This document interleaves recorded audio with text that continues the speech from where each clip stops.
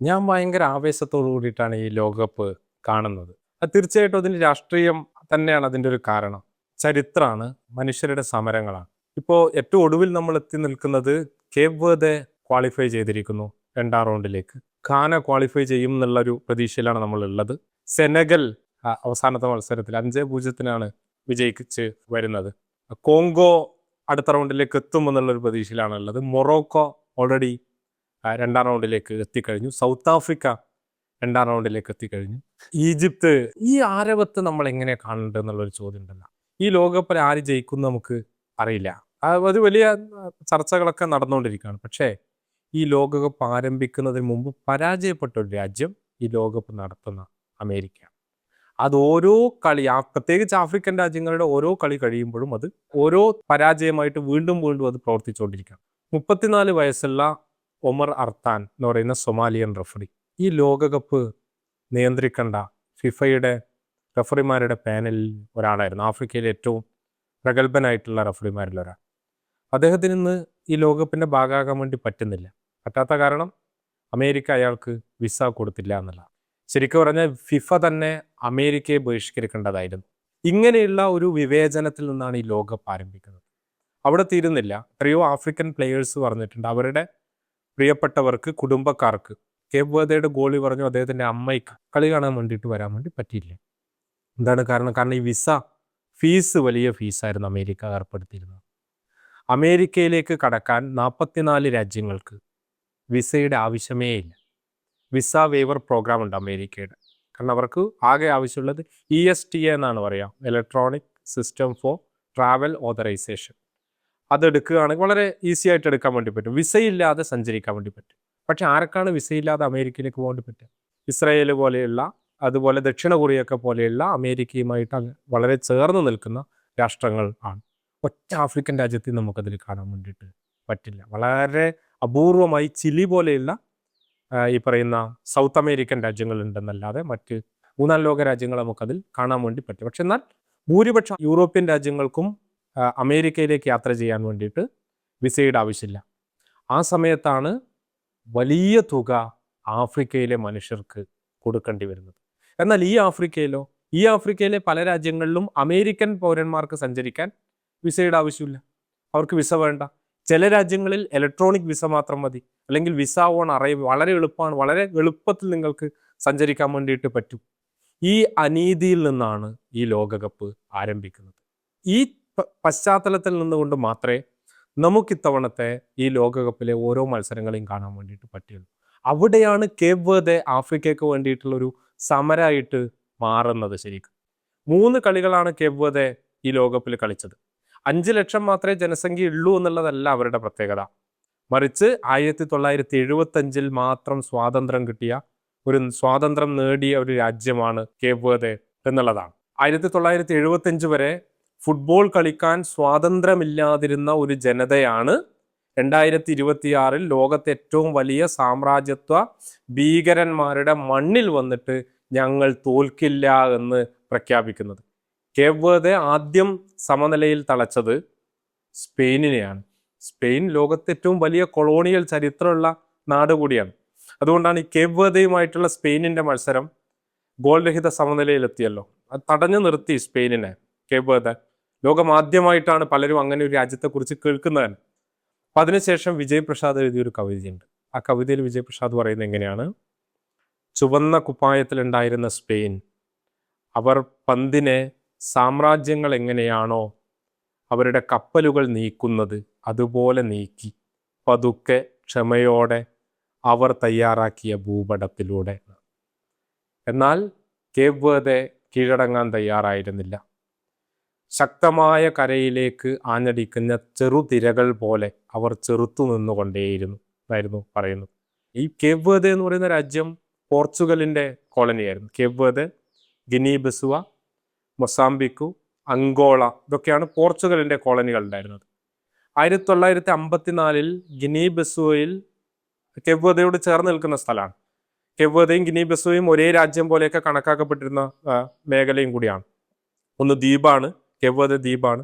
അവിടെ ഒരു sports association ഉണ്ടാക്കുന്നുണ്ട്. അദ്ദേഹത്തിൻ്റെ പേര് അമിൽക്കാർ കബ്രാൾ എന്നാണ്. കബ്രാൾ ആഫ്രിക്കക്കാരനായിട്ടുള്ള പോർച്ചുഗീസ് കോളനിയിലെ ആദ്യത്തെ എഞ്ചിനീയർ. 1960 വരെ ആഫ്രിക്കക്കാരായ 14 ഗ്രാജുവേറ്റ്സ് മാത്രമാണ് പോർച്ചുഗലിൻ്റെ കോളനികളിൽ ഉണ്ടായിരുന്നത്. പോർച്ചുഗൽ യൂറോപ്പിലെ ഏറ്റവും പിന്നോക്ക രാജ്യമാണ്. ആ രാജ്യമാണ് ഈ ആഫ്രിക്കൻ രാജ്യങ്ങളെ മുഴുവൻ ഏകദേശം 1.25 കോടി ജനങ്ങൾ, 1,10,00,000-ലധികം ജനങ്ങളാണ് പോർച്ചുഗലിൻ്റെ കോളനിയിലെ ജനങ്ങളായിട്ട് ആഫ്രിക്കക്കാർ ഉണ്ടായിരുന്നത്. അവിടെ ഒരു സ്പോർട്സ് ക്ലബ്ബ് ഉണ്ടാക്കിയ ആളാണ് അമിൽക്കാർ കബ്രാൾ. അദ്ദേഹമാണ് അവരുടെ സ്വാതന്ത്ര്യ സമര സേനാനി. അതിന് അദ്ദേഹത്തെ നാട് കടത്തി അങ്കോളയിലേക്ക്. എന്നുവെച്ചാൽ കളിക്കളങ്ങൾ പോലും നിഷിദ്ധമായിരുന്നു. കേപ്പ് വെർദെ കേരളത്തിലേക്ക് വാസ്കോഡോ ഗാമ വരുന്നതിന് മുമ്പ് പോർച്ചുഗൽ കോളനിയാക്കിയ പ്രദേശമാണ് കേപ്പ് വെർദെ. 6 നൂറ്റാണ്ട് കാലത്തെ കോളനി ഭരണം നടന്ന സ്ഥലമായിരുന്നു കേപ്പ് വെർദെ. അവിടുത്തെ സാക്ഷരത 1% താഴെയായിരുന്നു. ഒരു അവകാശം ഉണ്ടായിരുന്നില്ല. അടിമകളായിരുന്നു അവിടുത്തെ മനുഷ്യർ. 1,10,00,000 മനുഷ്യർക്ക് ആകെ ഉണ്ടായിരുന്നത് 180 ഡോക്ടർമാരാണ്. എന്ന് വെച്ചാൽ എത്ര ദുരിതമയമായിരുന്നു അവിടുത്തെ ജീവിതം. എല്ലാ അവകാശങ്ങളും നിഷേധിച്ചു. പൗരത്വം ഉണ്ടായിരുന്നില്ല. അൺസിവിലൈസ്ഡ് ആയിട്ടാണ് അവരെ കണക്കൂട്ടുക.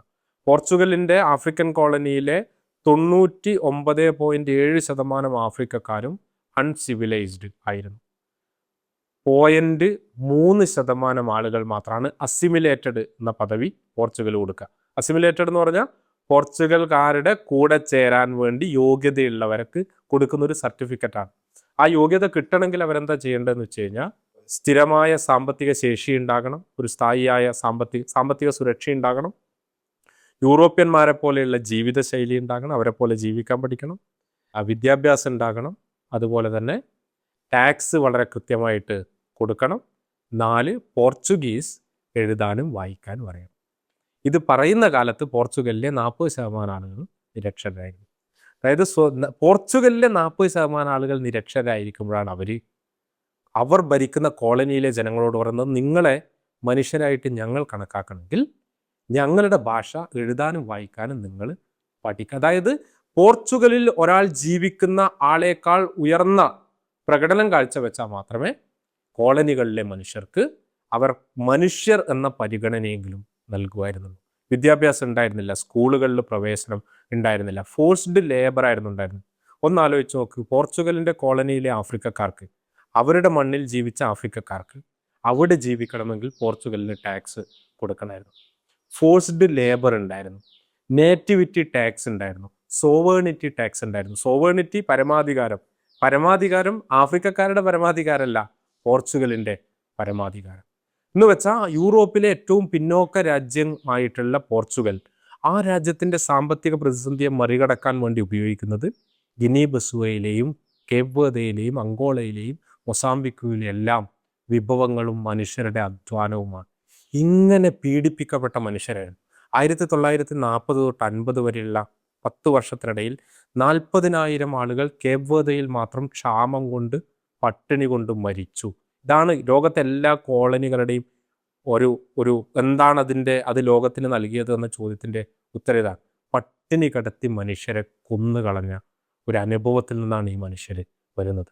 അവർക്ക് സ്വാതന്ത്ര്യം കിട്ടുക, അവർക്ക് വേണ്ടിയിട്ടുള്ള സ്വാതന്ത്ര്യ സമര പോരാട്ടത്തിൻ്റെ നായകനായിരുന്നു അമിൽക്കാർ കബ്രാൾ. അദ്ദേഹം ലോകത്തെ തന്നെ ഏറ്റവും വലിയ സാമ്രാജ്യത്വ വിരുദ്ധ പോരാളികളിൽ ഒരാളാണ്. ആഫ്രിക്കയിലെ മനുഷ്യരെല്ലാം ഒന്നിച്ചു നിൽക്കണമെന്ന ആശയം മുന്നോട്ട് വെച്ച പല നേതാക്കന്മാരിൽ ഒരാളായിരുന്നു അമിൽക്കാർ കബ്രാൾ. ക്യൂബയിൽ നടന്ന ട്രൈകോണ്ടിനെൻ്റൽ കോൺഫറൻസിലൊക്കെ പങ്കെടുത്ത ലോകത്തെ ഒരു സാമ്രാജ്യത്വ വിരുദ്ധ പോരാട്ടത്തിൻ്റെ നേതൃത്വമായിരുന്നു അദ്ദേഹം ഗ്രാജുവേറ്റ് ആയിരുന്ന അദ്ദേഹത്തിന് അവിടെ ജോലി കിട്ടുന്നുണ്ട് ഒരു കാർഷിക വകുപ്പിൽ. പക്ഷെ അദ്ദേഹം ആ ജോലി ചെയ്യല്ല ചെയ്യുന്നത്. ആ ജോലിയുടെ ഭാഗമായിട്ട് അദ്ദേഹം ഈ പറയുന്ന കോളനി മുഴുവൻ സഞ്ചരിക്കുന്നു. അപ്പോഴാണ് അദ്ദേഹം മനസ്സിലാക്കുന്നത് എത്രത്തോളം ദുരിതമയമാണ് മനുഷ്യരുടെ ജീവിതം എന്നുള്ളത്. പിന്നീട് സായുധ പോരാട്ടത്തിലേക്കാണ് നീങ്ങുന്നത്. 1956 African party for the independence of Guinea and Cape വെർദെയുടെയും പോർച്ചുഗീസ് ഗിനിയുടെയും സ്വാതന്ത്ര്യത്തിന് വേണ്ടിയിട്ടുള്ള പാർട്ടി PAIGC എന്നാണ് അതിൻ്റെ പേര്. അത് രൂപീകരിക്കുകയും സായുധ സമരത്തിലേക്ക് ഇറങ്ങുകയും ചെയ്തൊരു പോരാളിയായിരുന്നു. ആ പോരാട്ടത്തിൻ്റെ തുടർച്ചയിലാണ് കേപ്പ് വെർദെ നൂറ്റാണ്ടുകൾ നീണ്ട കൊളോണിയൽ ചൂഷണത്തിൽ പെട്ടുപോയിട്ടുള്ള ആ ജനത, അടിമകളായിരുന്ന ആ ജനത, അക്ഷരം നിഷേധിക്കപ്പെട്ട, ഭക്ഷണം നിഷേധിക്കപ്പെട്ട, അന്തസ് നിഷേധിക്കപ്പെട്ട ആ ജനത സ്വാതന്ത്ര്യത്തിലേക്ക് വരുന്നത്. അതിനു മുമ്പ് കൊന്നുകളഞ്ഞു. അമിൽക്കാർ കബ്രാളിനെ കൊന്നുകളഞ്ഞു. 1972 കൊന്നിട്ടും ഗിനി ബിസു ആദ്യം സ്വതന്ത്രമായി. അതിന് 2 വർഷത്തിന് ശേഷം 975 കേപ്പ് വെർദെയും സ്വതന്ത്രമായി. ഈ ചരിത്രത്തെ കാണാതെ നമുക്ക് ഈ കേപ്പ് വെർദെയുടെ ഈ പോരാട്ടത്തെ കാണാൻ വേണ്ടിയിട്ട് പറ്റില്ല. എല്ലാ മനുഷ്യാവകാശങ്ങളും അവിടെ രാത്രിയിൽ പുറത്തിറങ്ങാൻ വേണ്ടി പറ്റുമായിരുന്നില്ല. കളിക്കളങ്ങളിൽ പ്രവേശനം ഉണ്ടായിരുന്നില്ല. രാഷ്ട്രീയ അസ്തിത്വം ഉണ്ടായിരുന്നില്ല. ഇതൊന്നുമില്ലാതിരുന്ന ജനതയാണ് 50 വർഷത്തിനിടയിൽ ലോകത്തെ ഒരു ലോക കായിക മാമാങ്കത്തിൻ്റെ മുറ്റത്ത് വന്ന് ഒരു സാമ്രാജ്യത്വ രാജ്യത്തിൻ്റെ മുറ്റത്ത് വന്നിട്ട് പ്രഖ്യാപിക്കുന്നത് ഞങ്ങൾ തോൽക്കുവാൻ തയ്യാറല്ല എന്നുള്ളത്. മറ്റൊരു ചോദ്യം എന്താണെന്ന് വെച്ച് കഴിഞ്ഞാൽ, ഇത് മെറിറ്റിനെ കുറിച്ചുള്ള ഒരു ചോദ്യം കൂടി നമ്മുടെ മുന്നിൽ ശരിക്കും ഉയർത്തുന്നുണ്ട്. 5ഉം 6ഉം നൂറ്റാണ്ട് ലോകത്തെ കൊള്ളയടിച്ച് ലോകത്തിൻ്റെ വിഭവങ്ങളാകെ ചൂഷണം ചെയ്ത് മനുഷ്യരെ അടിമകളാക്കി അടിമക്കച്ചവടം നടത്തിയിട്ടാണ് കൊളോണിയൽ രാജ്യങ്ങൾ, ഇന്നത്തെ ഈ സാമ്രാജ്യത്വ രാഷ്ട്രങ്ങൾ, മുതലാളിത്ത രാഷ്ട്രങ്ങൾ അവരുടെ സമ്പത്ത് കുന്നുകൂട്ടിയിട്ടുള്ളത്. അവരോടാണ് അരനൂറ്റാണ്ട് മാത്രം സ്വാതന്ത്ര്യത്തിന് പ്രായമുള്ള ഒരു ജനത ഞങ്ങൾ തോൽക്കില്ല എന്ന് പറയുകയും അവരോട് മത്സരിച്ച് നിൽക്കുകയും ചെയ്യുന്നത്. അത് തന്നെ ഒരു വലിയ ചെറുത്തുനിൽപ്പിനെയാണ് നമ്മുടെ മുന്നിൽ ഉയർത്തുന്നത്. അമിൽക്കാർ കബ്രാൾ അദ്ദേഹം ഒരു പ്രസംഗത്തിൽ പറയുന്നൊരു വാചകം എങ്ങനെയാണ്? അദ്ദേഹം പറയുന്നത്, എൻ്റെ നാടിൻ്റെ സ്വാതന്ത്ര്യം, നമ്മൾ പോരടിക്കുന്ന സ്വാതന്ത്ര്യം ഒരു ദേശീയ പതാകയ്ക്ക് വേണ്ടിയോ ദേശീയ ഗാനത്തിന് വേണ്ടിയിട്ടോ ഉള്ള പോരാട്ടമല്ല, മറിച്ച് ആഫ്രിക്കൻ ജനതയുടെ സാമൂഹികവും സാംസ്കാരികവും രാഷ്ട്രീയവുമായിട്ടുള്ള സാമ്പത്തികവുമായ ജീവിതത്തിൽ മൗലികമായ മാറ്റം വരുത്താൻ വേണ്ടിയിട്ടുള്ളൊരു പോരാട്ടമാണ്. അതാണ് സ്വാതന്ത്ര്യം എന്നാണ് പറയുന്നത്. ഇത് വായിച്ചപ്പോൾ ഞാൻ ഓർമ്മിച്ചത് ഇന്ത്യയിലെ ഇതുപോലെ സ്വാതന്ത്ര്യത്തെ, വിപ്ലവത്തെ നിർവചിച്ച മറ്റൊരാളെയാണ്. അത് ഭഗത് സിംഗ് ആണ്. ഭഗത് സിംഗ് തൂക്കിലേറ്റപ്പെടുന്നതിന് ദിവസങ്ങൾക്ക് മുമ്പ് പഞ്ചാബിൽ നടക്കുന്ന ചെറുപ്പക്കാരായിട്ടുള്ള രാഷ്ട്രീയ പ്രവർത്തകരുടെ സമ്മേളനത്തിൽ അതിലേക്കൊരു കത്ത് അയക്കുന്നുണ്ട്. അപ്പോൾ ആ കത്തിൽ ഭഗത് സിംഗ് പറയുന്നൊരു കാര്യം, അദ്ദേഹം പറയുന്നുണ്ട്, ഞാൻ വിളിച്ച മുദ്രാവാക്യം ഇൻകുലാബ് സിന്ദാബാദാണ്, ലോങ് ലിവ് റിവല്യൂഷൻ, വിപ്ലവം ജയിക്കട്ടെ. എന്താണ് വിപ്ലവം കൊണ്ട് ഞാൻ ഉദ്ദേശിക്കുന്നത്? അത് ഭഗത് സിംഗ് വിശദീകരിക്കുന്നുണ്ട്. ഭഗത് സിംഗ് പറയുന്നത്, ഞാൻ വിജയിക്കണമെന്ന് ആഗ്രഹിക്കുന്ന വിപ്ലവം വെളുത്ത തൊലിയുള്ള മാസ്റ്ററിൽ നിന്നും കറുത്ത തൊലിയുള്ള മാസ്റ്ററിലേക്ക് അധികാരം കൈമാറ്റം ചെയ്യപ്പെടുന്നതല്ല, മറിച്ച് സമൂലമായ സമ്പൂർണമായ ഒരു സാമൂഹികവും സാമ്പത്തികവുമായിട്ടുള്ള സമൂഹത്തിൻ്റെ പുനഃസംഘാടനമാണ്. എന്നിട്ട് അദ്ദേഹം ഇങ്ങനെ കൂടി പറയുന്നുണ്ട്, അത് സാധ്യമാകണമെങ്കിൽ ഒരു വഴി മാത്രമേ ഉള്ളൂ, അത് സോഷ്യലിസത്തിൻ്റെ വഴിയാണ്. ഭഗത് സിംഗിനെ കുറിച്ച് പലപ്പോഴും ചർച്ച ചെയ്യുമ്പോൾ നമ്മൾ ഈ ഭാഗം പറയാറില്ല. ഇത് ലോകത്തെ എല്ലാ വിമോചന പോരാളികളുടെയും ആശയം കൂടി ആയിരുന്നു. നമ്മൾ ഓരോ വിപ്ലവകാരികളെയും പരിശോധിക്കേണ്ടത് ഈ അക്കാഡമിക് സെമിനാറിൽ ആളുകൾക്ക് മാർക്കിടുന്നത് പോലെ അവരുടെ പറഞ്ഞ വാക്കുകൾ എഴുതിയതിൽ എത്ര ശതമാനം മാർക്സിസം ഉണ്ട് എന്നുള്ളതിൻ്റെ കണക്കെടുത്തിട്ടല്ല, മറിച്ച് അവർ മുന്നോട്ട് വെച്ച ഒരു സാമൂഹ്യ പോരാട്ടത്തിനകത്ത് വർഗസമരത്തിൻ്റെ അല്ലെങ്കിൽ സാമൂഹികമായ പുനഃസൃഷ്ടിയുടെ ഒക്കെ എലമെൻറ്റുകൾ ഏത് സമൂഹത്തെയാണ് അവർ മുന്നോട്ട് വച്ചത് എന്നുള്ളതുകൊണ്ടാണ്. ഈ സോഷ്യലിസത്തിൻ്റെ ആശയം മുന്നോട്ട് വെച്ചത് കൊണ്ടാണ് അമിൽക്കാർ കബ്രാൾ കൊല്ലപ്പെടേണ്ട ഒരാളായിട്ട് സാമ്രാജ്യത്വത്തിന് തോന്നുന്നത്. അങ്ങനെയാണ് ആഫ്രിക്കയിലെ പല ആളുകളെയും കൊന്നുകളഞ്ഞത്. അങ്ങനെയാണ് കോങ്കോയിൽ പാട്രിസ് ലുമുംബയെ കൊല്ലുന്നത്, ഘാനയിൽ ക്രൂമയെ വേട്ടയാടുന്നത്, അധികാരത്തിൽ നിന്ന് പുറത്താക്കുന്നത്, ബുർക്കിന ഫാസോയിൽ തോമസ് സങ്കാരയെ കൊന്നുകളയുന്നത്, മെഹദി ബെൻ ബർക്ക എന്ന് പറയുന്ന പോരാളിയെ മൊറോക്കോയ്ക്ക് ഈ മത്സരത്തിൽ ഈ ലോകകപ്പിൽ ഇങ്ങനെ ജ്വലിച്ച് നിൽക്കുകയാണ്.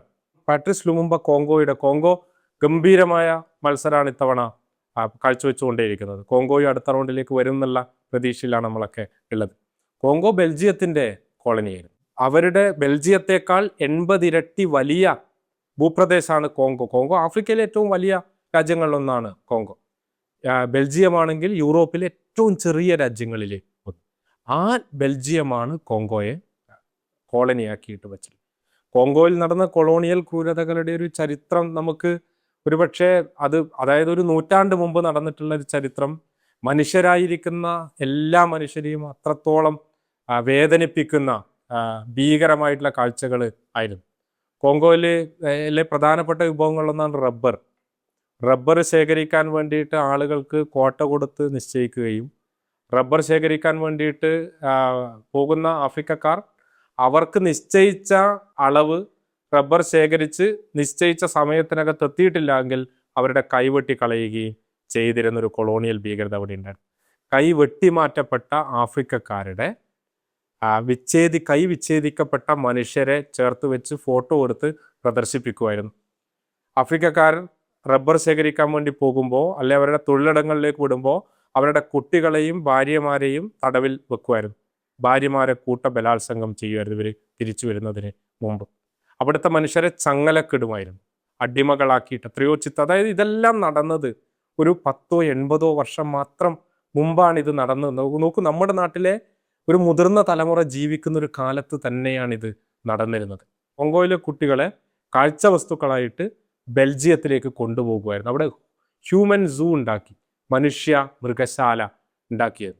കുട്ടികളെ ഈ പക്ഷികളെയെല്ലാം കൂട്ടിലടക്കുന്നത് പോലെ കോങ്കോയിലെ കുട്ടികളെ, ആഫ്രിക്കൻ കുട്ടികളെ കൂട്ടിലടച്ചിട്ട് പ്രദർശിപ്പിക്കുന്ന, യൂറോപ്പിലെ കുട്ടികൾക്ക് സമ്മാനമായിട്ട് അവരെ നൽകുന്ന, വേലി തിരിച്ച് മൃഗങ്ങളെയെല്ലാം അകത്ത് നിർത്തുന്നത് പോലെ ആഫ്രിക്കക്കാരെ അകത്ത് നിർത്തി അവരെ യൂറോപ്യന്മാർക്ക് കാഴ്ച വസ്തുക്കളാക്കിയിട്ട് മാറ്റുന്ന കാഴ്ച നമ്മൾ കാണുന്നുണ്ട്. ഈ ഭീകരതയാണ് അവിടെ നടന്നുകൊണ്ടേ ഇരുന്നത്. ഞാൻ പറഞ്ഞ 1940 തൊട്ട് 50 വരെ കേപ്പ് വെർദയിൽ 40,000 മനുഷ്യർ പട്ടിണി കൊണ്ട് മരിച്ചിരുന്നല്ലോ. അതുപോലെ 1 കോടിയിലധികം ആളുകളാണ് കോങ്കോയിൽ കൊളോണിയൽ ഭരണത്തിൻ്റെ കാലത്ത് ക്ഷാമത്തിൽ പട്ടിണി കൊണ്ട് മരിച്ചുപോയി. മനുഷ്യരെന്നുള്ള ഒരു പരിഗണനയും അവിടെ ഉണ്ടായിരുന്നില്ല. അവിടെയാണ് പാട്രിസ് ലുമുംബയുടെ നേതൃത്വത്തിൽ സമരം നടക്കുന്നതും 1960 കോങ്കോയിലെ വിമോചന പോരാട്ടം വിജയിക്കുന്നതും അവർ സ്വാതന്ത്ര്യത്തിലേക്ക് കടന്നു വരികയും ചെയ്യുന്നത്. ആ കോങ്കോയിലെ നേതാവായിട്ടുള്ള പാട്രിസ് ലുമുംബയാണ് പറഞ്ഞത്, ആഫ്രിക്ക മുഴുവൻ ഒന്നിക്കണം, ആഫ്രിക്കയിലെ ജനത മുഴുവൻ ഒന്നിക്കണം. ഇതേ ആശയം മുന്നോട്ട് വെച്ചായിരുന്നു അമിൽക്കാർ കബ്രാൽ. ആ ആശയം തന്നെ പാട്രിസ് ലുമുംബി മുന്നോട്ട് വെക്കുന്നുണ്ട്. കാരണം ആഫ്രിക്ക മുഴുവൻ ഒന്നിച്ചാൽ മാത്രമേ ഇതിനെ ചെറുത്തു നിൽക്കാൻ വേണ്ടിയിട്ട് പറ്റുകയുള്ളൂ. പല കോളനികളായിട്ടാണ് ആഫ്രിക്ക ഉണ്ടായിരുന്നത്. ആഫ്രിക്ക ലോകത്തെ ഏറ്റവും സമ്പന്നമായിട്ടുള്ള നാടാണ്. ക്രോമിയത്തിൻ്റെ 90% ഉള്ളത് ആഫ്രിക്കയിലാണ്. പ്ലാറ്റിനത്തിൻ്റെ 70% ഉള്ളത് ആഫ്രിക്കയിലാണ്. കൊബാൾട്ട് ഏറ്റവും കൂടുതലുള്ളത് ആഫ്രിക്കയിലാണ്. ഗോൾഡിൻ വലിയ ശതമാനം ഉള്ളത് ആഫ്രിക്കയിലാണ്. ലോകത്ത് 33% യുറേനിയം ഉള്ളത് ആഫ്രിക്കയിലാണ്. യുറേനിയം ഏറ്റവും കൂടുതലുള്ളത് കോങ്കോയിലാണ്. ബോക്സൈറ്റ്, ഇങ്ങനെ ഈ എല്ലാ മിനറൽസ് എടുത്തു കഴിഞ്ഞാലും പ്രകൃതി വിഭവങ്ങൾ എടുത്തു കഴിഞ്ഞാലും ഇന്ന് ലോകത്തിന് ഏറ്റവും പുതിയ കാലത്തെ സാങ്കേതിക വിദ്യകൾക്ക് നിലനിൽക്കാൻ ആവശ്യമുള്ള എല്ലാ വസ്തുക്കളും ഉള്ള നാട് ആഫ്രിക്കയാണ്. അതിൻ്റെ ഭൂരിപക്ഷം ആഫ്രിക്ക ഇല്ലെങ്കിൽ ഈ ലോകത്തിന് നിലനിൽക്കാൻ വേണ്ടിയിട്ട് പറ്റില്ല. പക്ഷെ ആ ആഫ്രിക്ക എങ്ങനെ ഈ ലോകത്തിലെ ഏറ്റവും ദരിദ്ര രാജ്യമായിട്ട് മാറിയിട്ടുള്ളത്? അതിൻ്റെ ഉത്തരമാണ് കോങ്കോ, അതിൻ്റെ ഉത്തരമാണ് കേപ്പ് വെർദെ, അതിൻ്റെ ഉത്തരമാണ് അങ്കോള, അതിൻ്റെ ഉത്തരമാണ് സെനഗൽ, അതിൻ്റെ ഉത്തരമാണ് ഐവറി കോസ്റ്റ്. ഈ രാജ്യങ്ങളെല്ലാം ഈ ആഫ്രിക്കയെ വെട്ടി വീതം വെച്ചെടുക്കുകയാണ് യൂറോപ്പിലെ കൊളോണിയൽ കൊള്ളക്കാർ ചെയ്തുകൊണ്ടിരുന്നത്. 1884 ബെർലിനിൽ ഒരു സമ്മേളനം നടത്തി. ആ ബെർലിൻ സമ്മേളനത്തിൽ പങ്കെടുത്ത Belgium, Italy, France, UK, England തുടങ്ങിയിട്ടുള്ള രാഷ്ട്രങ്ങൾ ചെയ്ത കാര്യം എന്താണെന്ന് വെച്ചാൽ, ഫ്രാൻസ് ഒക്കെയുള്ള രാഷ്ട്രങ്ങൾ ചെയ്ത കാര്യം, ആഫ്രിക്കയെ അവർ പങ്കിട്ടെടുത്തു. ആഫ്രിക്കയെ, കാരണം അവർക്കിടയിൽ തർക്കമില്ലാതിരിക്കാൻ വേണ്ടിയിട്ട്. അങ്ങനെ ഓരോ രാജ്യവും ഈ പറയുന്ന യൂറോപ്യന്മാരുടെ കോളനികളായിട്ട് അവരുടെ സമഗ്രാധിപത്യമുള്ള, അവർക്കെന്തും തീരുമാനിക്കാൻ വേണ്ടി പറ്റുന്നതാക്കിയിട്ട് മാറ്റി. ആഫ്രിക്കക്കാരെ അപരിഷ്കൃതരായിട്ടുള്ള മനുഷ്യരായിട്ട് തള്ളിക്കളഞ്ഞു. ഒരു മനുഷ്യാവകാശവും വിദ്യാഭ്യാസവും ഒന്നും അവർക്കുണ്ടായിരുന്നില്ല. അവിടെയാണ് പാട്രിസ് ലുമുംബയുടെ പോരാട്ടത്തിൻ്റെ പ്രത്യേകത വരുന്നത്. ആ ജനതയ്ക്കിടയിലാണ് പാട്രിസ് ലുമുംബയുടെ പോരാട്ടം നടക്കുന്നത്. 1960 കോങ്കോ സ്വാതന്ത്ര്യം നേടുകയും ചെയ്തു. 1960 സ്വാതന്ത്ര്യം നേടി 1960 ജൂൺ മാസം 30 അവിടെ നടക്കുന്ന ഒരു വലിയ പരിപാടി, സ്വാതന്ത്ര്യത്തിന് ശേഷം കോങ്കോയിൽ നടക്കുന്ന പരിപാടിയിൽ ബെൽജിയത്തിൻ്റെ രാജാവ് പങ്കെടുക്കുന്നുണ്ട്. ബെൽജിയത്തിൻ്റെ രാജാവ് പങ്കെടുക്കുമ്പോഴും അദ്ദേഹം അന്ന് പ്രസംഗിക്കുന്നത് കൊളോണിയൽ കാലത്തെ ബെൽജിയത്തെ ന്യായീകരിച്ചുകൊണ്ടും അതിനെ പ്രകീർത്തിച്ചുകൊണ്ടും ആയിരുന്നു. കാരണം കൊളോണിയൽ കാലമാണ്, ബെൽജിയത്തിൻ്റെ കൊളോണിയൽ കാലമാണ് കോങ്കോയിലെ മനുഷ്യർക്ക് നന്മ കൊണ്ടുവന്നത് എന്നായിരുന്നു പറയുന്നത്. പക്ഷെ അദ്ദേഹത്തിൻ്റെ പ്രസംഗം കഴിഞ്ഞ ഉടനെ എഴുന്നേറ്റ് നിന്ന പാട്രിസ് ലുമുംബ ആ പ്രസംഗത്തിന് മറുപടി പറയുകയാണ്. നിങ്ങളല്ല, ഈ നാട്ടിലെ ജനതയുടെ പോരാട്ടമാണ് ഈ നാടിനെ ബാക്കിയാക്കിയിട്ടുള്ളത്. ഈ നാട്ടിലെ ജനതയെ അടിമകളാക്കി അവരുടെ സമ്പത്ത് കൊള്ളയടിച്ച് ഈ നാട്ടിലെ മനുഷ്യരുടെ അന്തസ്സ് ഇല്ലാതാക്കി നിങ്ങൾ അവരെ ഇരുട്ടിലേക്ക് തള്ളിവിട്ടപ്പോൾ ഈ നാട്ടിലെ ജനത നടത്തിയിട്ടുള്ള സമരമാണ്. ഈ നാട്ടിൻ്റെ ജീവിതം എങ്ങനെയായിരിക്കണമെന്ന് തീരുമാനിക്കാൻ അവർ നടത്തിയിട്ടുള്ള പോരാട്ടം. ആ പോരാട്ടത്തെ ഓർമ്മിച്ചുകൊണ്ട് ആ വേദിയിൽ നിന്ന് കൊളോണിയൽ ഭൂതങ്ങൾക്ക് പാട്രിസ് ലുമുമ്പ മറുപടി നൽകുകയാണ്. കോങ്കോയിലെ കൊളോണിയൽ ബന്ധങ്ങളെ മുറിച്ചു കളഞ്ഞു പാട്രിസ് ലുമുമ്പ. അവിടെ ദേശസാൽക്കരിച്ചു, അവിടുത്തെ വിഭവങ്ങൾ ദേശസാൽക്കരിച്ചു, അവിടുത്തെ ജനാധിപത്യപരമായിട്ടുള്ള പ്രക്രിയകൾ അവിടെ ഉണ്ടാക്കാൻ വേണ്ടിയിട്ട് ആരംഭിച്ചു. അടിമ ജീവിതം മനുഷ്യരുടെ അവസാനിപ്പിച്ചു. മാത്രമല്ല, ഇതിൻ്റെ കൂടെ പാൻ ആഫ്രിക്കനിസം എന്നുള്ള ഒരു ആശയത്തിൻ്റെ കൂടെ അദ്ദേഹം നിന്നു. കോങ്കോയിൽ മാത്രം നിന്നില്ല പാട്രിസ് ലുമുമ്പ. അദ്ദേഹം പറഞ്ഞു, ആഫ്രിക്ക മുഴുവൻ നമ്മൾ സ്വതന്ത്ര ജനതയായിട്ട് മാറണം എന്ന് അദ്ദേഹം പറഞ്ഞു. ഇതിൽ പ്രകോപിതരായവരാണ് അദ്ദേഹത്തെ അട്ടിമറിക്കുന്നതും തടവിലാക്കുന്നതും പിന്നീട് അദ്ദേഹത്തെ കൊന്നുകളയുകയും ചെയ്യുന്നത്. പാട്രിസ് ലുമുമ്പയെ വെടിവെച്ച് കൊന്നിട്ട് അദ്ദേഹത്തിൻ്റെ ശരീരം സൾഫ്യൂരിക് ആസിഡിലേക്ക് മുക്കിയിട്ടത് ഇല്ലാണ്ടാക്കുക ചെയ്തു. 2 പല്ലോ മറ്റോ ആണ് ബാക്കിയായിരുന്നത്. 2024 മറ്റോ ആണ് ഈ പാട്രിസ് ലുമുമ്പയുടെ പല്ല് അദ്ദേഹത്തിൻ്റെ കുടുംബക്കാർക്ക് തിരിച്ചു കൊടുക്കുക. 36 വയസ്സ് മാത്രമേ പാട്രിസ് ലുമുമ്പക്ക് രക്തസാക്ഷിയാകുമ്പോൾ ഉണ്ടായിരുന്നത്. അതിനു മുമ്പ് അദ്ദേഹം ഈ തടവിൽ കിടക്കുന്ന സമയത്ത് അദ്ദേഹത്തിന് അറിയാം കൊല്ലപ്പെടുന്നുള്ള കാര്യം. അദ്ദേഹത്തിന് അറിയാം. അദ്ദേഹം തൻ്റെ ഭാര്യയ്ക്ക് എഴുതുന്നൊരു കത്തുണ്ട്, പാട്രിസ് ലുമുമ്പയുടെ അവസാനത്തെ കത്ത്. അതിൽ അദ്ദേഹം പറയുന്നുണ്ട്, പ്രിയപ്പെട്ടവളെ, ഈ കത്ത് നിന്നിലേക്ക് എത്തുമോ എന്ന് എനിക്കറിയില്ല. എത്തിയാൽ തന്നെ നീ ഇത് വായിക്കുമ്പോൾ ഞാൻ ജീവിച്ചിരിക്കുന്നുണ്ടോ എന്നും എനിക്ക് അറിയില്ല. പക്ഷേ എനിക്കുറപ്പുണ്ട്, ഞാനും എൻ്റെ സഖാക്കളും എന്തിനു വേണ്ടിയാണോ ജീവൻ ത്യജിക്കുന്നത്, നമ്മുടെ നാട് സ്വതന്ത്രമാവുക തന്നെ ചെയ്യും എന്ന്. എന്നിട്ട് അദ്ദേഹം പറയുന്നുണ്ട്, ഞാൻ കരുണയ്ക്ക് വേണ്ടി യാചിക്കുകയില്ല. ഞാൻ ആർക്കു മുന്നിലും എൻ്റെ ഈ മൂല്യങ്ങളെ ഞാൻ ഉപേക്ഷിക്കുകയില്ല. ഈ മൂല്യങ്ങൾ ഉയർത്തിപ്പിടിച്ച് പൊരുതി അന്തസ്സോടുകൂടി മരിക്കുന്നതാണ് എനിക്കിഷ്ടം എന്നാണ് അദ്ദേഹം എഴുതുന്നത്. അദ്ദേഹം പറയുന്നുണ്ട്, നമ്മുടെ മക്കൾ അവരിനി ഞാൻ കാണാൻ സാധ്യതയില്ല. അപ്പോഴും അവരോട് എനിക്ക് പറയാനുണ്ട്, ഈ നാട് അവരിൽ നിന്നും പോരാട്ടത്തിൻ്റെ ജ്വാല ഏറ്റുവാങ്ങുന്നത് പ്രതീക്ഷിക്കുന്നുണ്ട് എന്ന്. കോങ്കോയിലെ ജനത ഒറ്റപ്പെട്ടവരല്ല. ഏഷ്യയിലെയും ആഫ്രിക്കയിലെയും മനുഷ്യർ നമ്മുടെ കൂടെയുണ്ട്.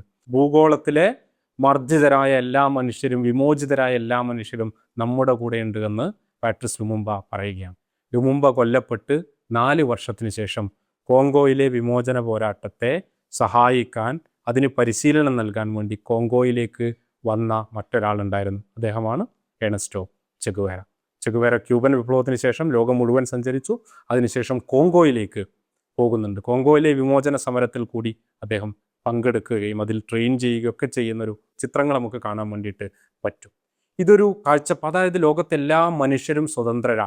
സ്വാതന്ത്ര്യം എന്നാൽ ഏതെങ്കിലും ഒരു ഭൂഖണ്ഡത്തിലെയോ ഏതെങ്കിലും ഒരു പ്രദേശത്തെയോ മനുഷ്യർക്ക് മാത്രം അനുഭവിക്കാൻ ഉള്ളതല്ല.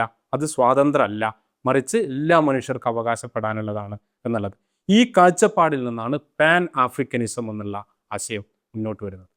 പാൻ ആഫ്രിക്കനിസം എന്ന ആശയം മുന്നോട്ട് വെക്കുന്ന ഏറ്റവും പ്രധാനപ്പെട്ട പോരാളി ക്രൂമയാണ്, ക്വാമെ ക്രൂമ. 1957 ഈ ഘാന സ്വതന്ത്രമാവുന്നത്. ഘാന ഇപ്പോൾ ഈ ലോകകപ്പിൽ ഏറ്റവും മികച്ച പ്രകടനം കാഴ്ചവെച്ചുകൊണ്ടിരിക്കുന്ന രാജ്യമാണ് ഘാന. ഘാനക്ക് മറ്റൊരു പ്രത്യേകത കൂടിയുണ്ട്. 1966 ലോകകപ്പ് ഫുട്ബോൾ ബഹിഷ്കരിച്ചിരുന്നു ആഫ്രിക്കൻ ടീം. ആഫ്രിക്കൻ ടീമുകൾ പങ്കെടുക്കുന്നില്ല.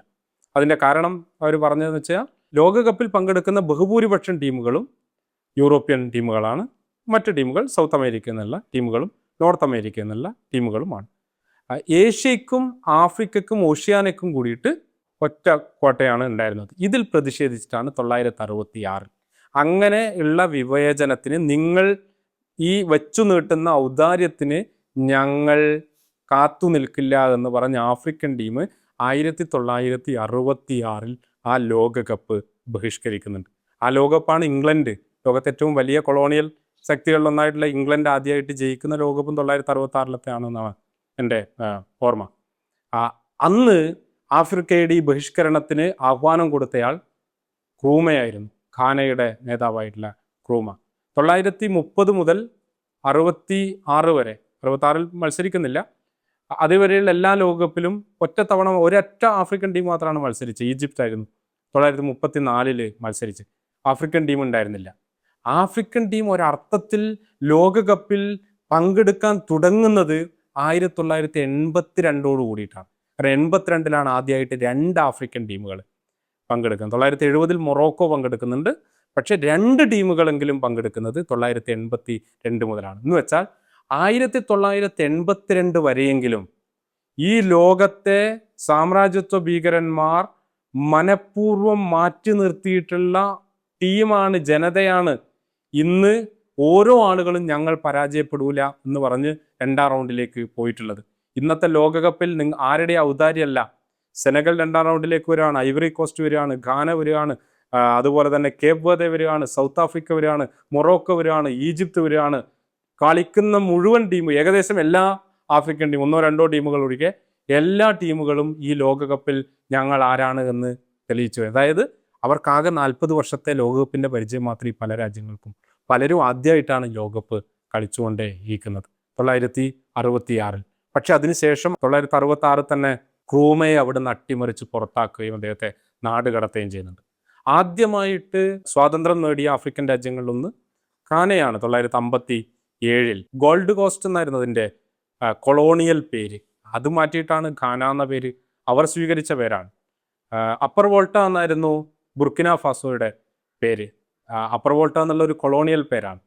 കാരണം അവരെ കോളനിയാക്കി വെച്ചിട്ടുള്ള രാജ്യം അവരുടെ ഭൂപ്രകൃതി എവിടെയാണോ എന്നുള്ളത് നോക്കിയിട്ട് അടയാളം വെച്ചിട്ടാണ് അപ്പർ വോൾട്ട എന്നും മറ്റ് പലതും പല പേരുകൾ ഇടുന്നത്. ആ കൊളോണിയൽ പേര് മാറ്റിയിട്ടാണ് തോമസ് സങ്കാര ബുർക്കിന ഫാസോ എന്ന രാജ്യത്തെ വിളിക്കുന്നത്. അതിൻ്റെ പേര് the land of upright people, ഉന്നത ശീർഷരായിട്ടുള്ള മനുഷ്യരുടെ നാട് എന്നുള്ളതാണ്. ഇതാണ് ആഫ്രിക്കൻ സമരത്തിൻ്റെ ഒരു ഉള്ളടക്കം. 1940കളിൽ തന്നെ ക്രൂമ ഈ പാൻ ആഫ്രിക്കനിസത്തെക്കുറിച്ച് സംസാരിക്കുന്നുണ്ട്. 1945 വെസ്റ്റ് ആഫ്രിക്കൻ സ്റ്റുഡൻറ് ഫെഡറേഷൻ്റെ ലീഡറൊക്കെ ആയിട്ട് ക്രൂമ വരുന്നുണ്ട്.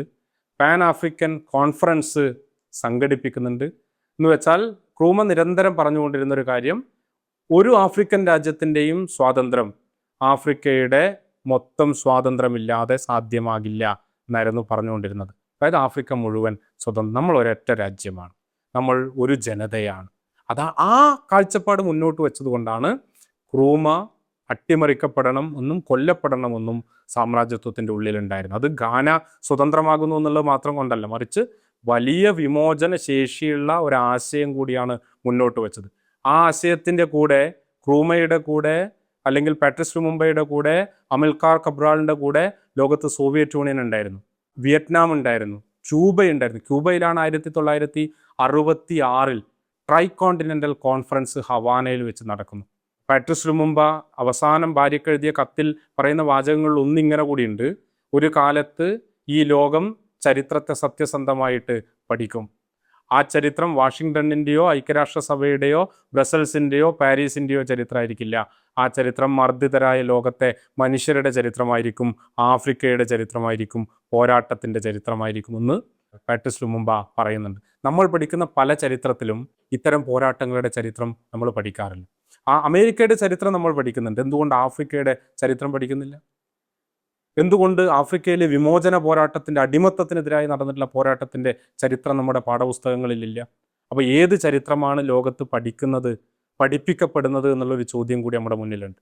ആ ചരിത്രം നമ്മൾ പരിശോധിച്ചാൽ പഠിപ്പിക്കപ്പെടാത്ത മറ്റൊരു ചരിത്രമാണ് 1966 ട്രൈ കോണ്ടിനെൻ്റൽ കോൺഫറൻസ് ഹവാനയിൽ വെച്ച് നടന്നിട്ടുള്ള. ആ കോൺഫറൻസിന് നേതൃത്വം നൽകുന്നത് ക്യൂബയാണ്. ഏഷ്യയിലെയും ആഫ്രിക്കയിലെയും ലാറ്റിൻ അമേരിക്കയിലെയും ഈ പറയുന്ന കോളനി രാജ്യങ്ങളിലെല്ലാമുള്ള മനുഷ്യർ അവിടുത്തെ വിമോചന പോരാട്ട പ്രസ്ഥാനങ്ങൾ ഒന്നിച്ച് ചേരണമെന്നും ലോകത്തെ കൊള്ളയടിക്കുന്ന സാമ്രാജ്യത്വത്തിനെതിരായിട്ടുള്ള ഒരു സമരമുന്നണി ഉണ്ടാകണം എന്നുള്ളതായിരുന്നു അതിൻ്റെ ഒരു ലക്ഷ്യം.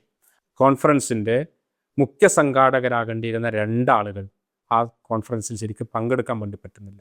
അതിൽ അമിൽക്കാർ കബ്രാൾ പങ്കെടുക്കുന്നുണ്ട്, പല ആളുകൾ പങ്കെടുക്കുന്നുണ്ട്, പക്ഷെ 2 പേർക്ക് പങ്കെടുക്കാൻ പറ്റുന്നില്ല. ഒന്ന് ഏണസ്റ്റോ ചെഗുവേരയാണ്, മറ്റൊന്ന് മെഹദി ബെൻ ബർക്ക എന്ന് പറയുന്ന മൊറോക്കോയുടെ പോരാളിയായിരുന്നു. മെഹദി ബെൻ ബർക്കയും ഏണസ്റ്റോ ചെഗുവേരയും 2 പേരും ഇങ്ങനെ ഒരു ആശയത്തിന് വേണ്ടിയിട്ട് നിരന്തരം ആലോചിക്കുകയും ആളുകളെ വിമോചന പ്രസ്ഥാനങ്ങളെ കാണുകയും അവരെ കൂട്ടിച്ചേർക്കുകയും ഒക്കെ ചെയ്തുകൊണ്ടിരുന്ന ആളുകളാണ്. ഏണസ്റ്റോ ചെഗുവേര പക്ഷേ ബൊളീവിയയിൽ നിന്ന് ഈ സമ്മേളനത്തിലേക്കൊരു സന്ദേശം അയക്കുന്നുണ്ട്. സോഷ്യലിസവും മനുഷ്യനും എന്നുള്ളതാണ് അതിൻ്റെ തലക്കെട്ട്. മെഹദി ബെൻ ബർക്ക ഈ സമ്മേളനം ആരംഭിക്കുന്നതിന് ദിവസങ്ങൾക്ക് മുമ്പ് അദ്ദേഹത്തെ കാണാതായി. അദ്ദേഹം കൊല്ലപ്പെട്ടു എന്നുള്ളതാണ്. മൊറോക്കോ ഫ്രാൻസിൻ്റെ കോളനിയായിരുന്നു, ഫ്രാൻസിൻ്റെ ഭരണകൂടം. അദ്ദേഹത്തിന് ആകെ 45 വയസ്സ് മാത്രമേ ഉണ്ടായിരുന്നുള്ളൂ. അദ്ദേഹത്തെയും കൊല്ലുകയാണ് ചെയ്തത്. നിങ്ങൾ നോക്ക്, എത്ര ആഫ്രിക്കയിലെ പോരാളികളാണ് ഈ ആശയം മുന്നോട്ട് വെച്ചിട്ടുള്ള ആളുകൾ. Cabral, Patrice Lumumba, Mehdi Ben Barka, ക്രൂമയെ കൊന്നിട്ടില്ലെങ്കിൽ അദ്ദേഹത്തെ നാട് കടത്തുകയും പീഡിപ്പിക്കുകയാണ് ചെയ്തത്. ക്രൂമയെ നാട് കടത്തിയതിനു ശേഷം കോങ്കോയിൽ അദ്ദേഹത്തിൻ്റെ എല്ലാ പുസ്തകങ്ങളും ചുട്ടരിച്ചു കളഞ്ഞു.